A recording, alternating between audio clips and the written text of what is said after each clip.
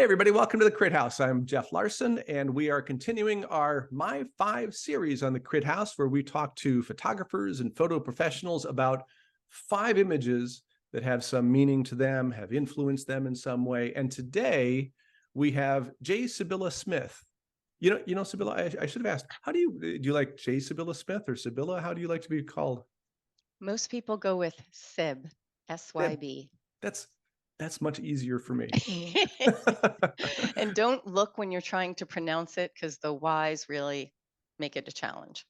Pretend they're I's. I'm going to make it easy and make it Syb. So perfect. Syb, thanks for joining us. So Syb is a curator. She is an educator and a consultant as well. And she works with photographers to help them to hone photo project ideas, develop their portfolios, and create exhibitions, and also complete book proposals. Now, Syb, you have a creative framework that you have and a podcast as well that's called Concept Aware. Can you tell us a little bit about that? What do you do that can help the people who are watching this program? Sure. The tagline to Concept Aware is how you see and why it matters. And that's actually the foundational basis. So the framework is applicable. It's also something that can be entered into at any stage in a career, from a new professional to an established artist. The beginning is really getting the lenses that we see ourselves, the world has been filtered through lenses that we all have. Awareness of that is essential. I think it's a responsibility of a visual storyteller to be aware of the lenses that you walk with. I talk about the creative process because it can be so overwhelming, and that there are creative choices at so many junctures. So I pull out and try to bring those junctures to your awareness so that you see, oh, this is a choice. This is not make or break my project. This is not the be all end all. And then the last part of Concept Aware, which I bring in the podcast because I'm always thinking about how people see. I have some workshops coming up. I have introductions to my podcast guests, because as I speak on the podcast, I don't say this is Jeff and this is where he's been educated and what he does and where he's been exhibited. That's all news. People can get it elsewhere. I enter the work with the artists that I interview, and by reading how I enter the work, you will get aspects of Concept Aware. So I have an intros book available, and I'm in a book proposal process for the whole Megillah of a book on Concept Aware.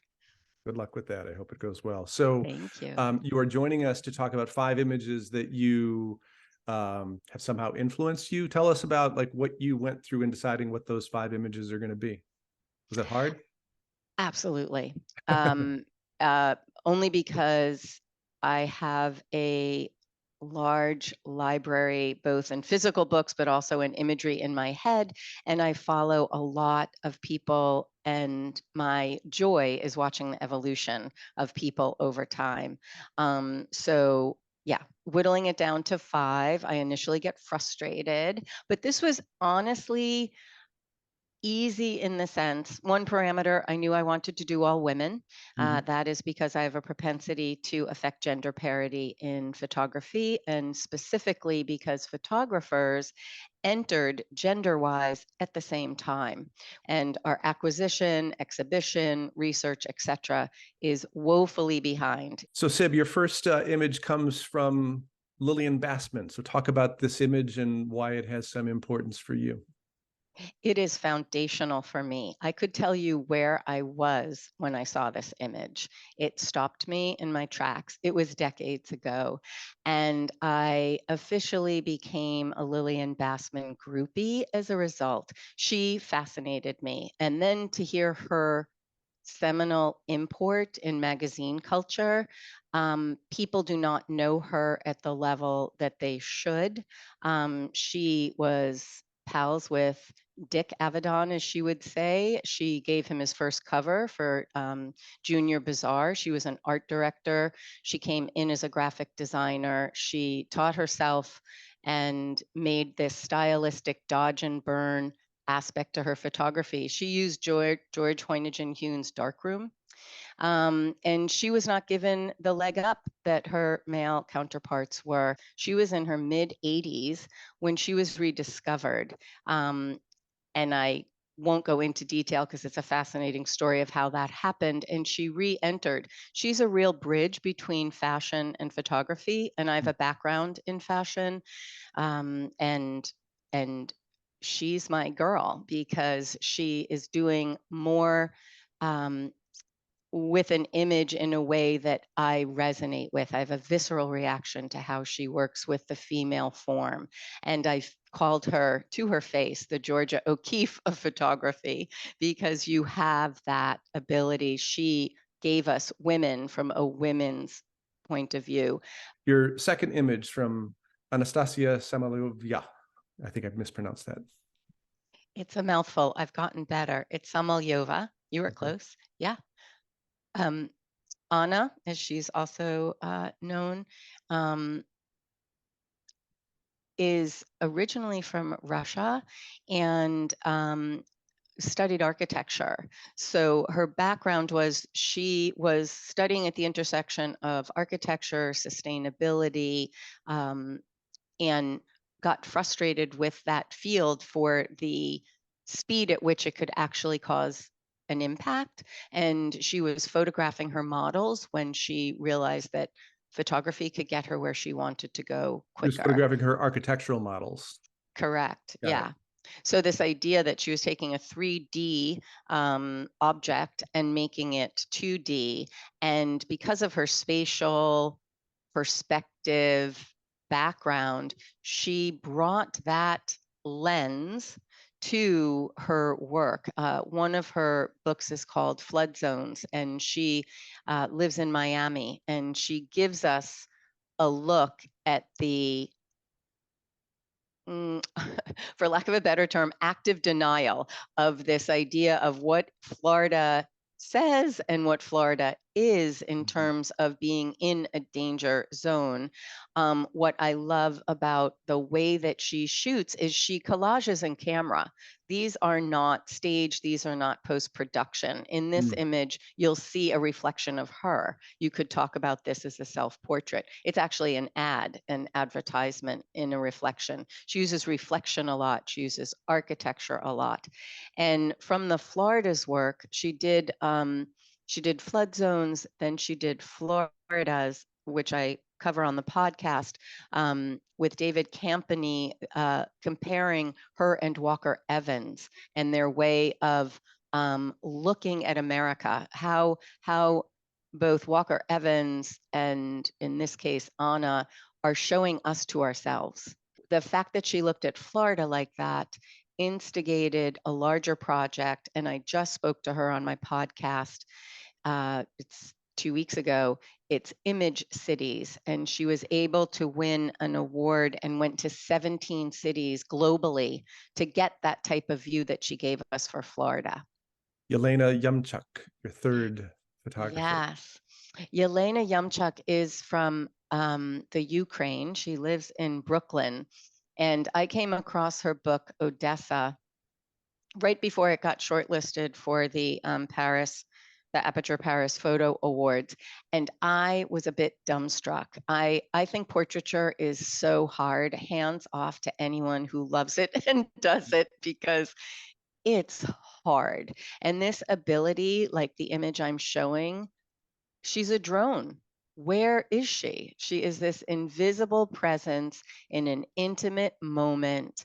Her use of the light, the capture that is here in this image is like a breath. And it's like a beautiful, beautiful synergy that she's able to meet with her subject. And lastly, I was interviewing Yelena the week after the Ukrainian invasion, and it certainly gave me pause, and it did for her as well. And she called people that were in this book that were literally under siege and said, "What do I do?" And they said, "Go forward. We want the world to know who we are."